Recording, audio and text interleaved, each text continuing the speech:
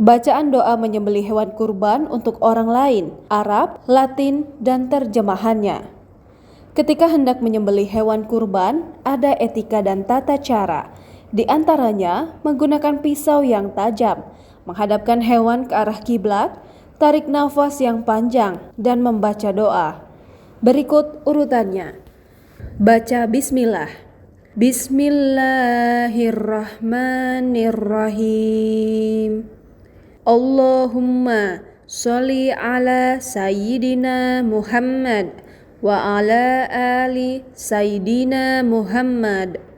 Artinya, Tuhanku, limpahkan rahmat untuk Nabi Muhammad SAW dan keluarganya.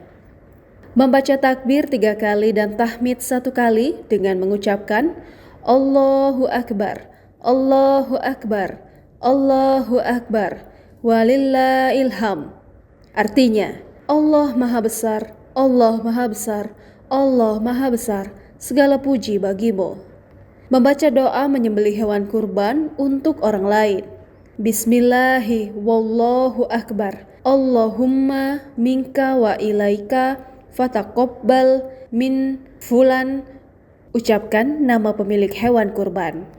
Artinya, dengan nama Allah dan Allah Maha Besar, ya Allah, kurban ini darimu dan untukmu. Terimalah kurban. Ucapkan nama pemilik hewan kurban. Download Tribun X sekarang. Menghadirkan lokal menjadi Indonesia.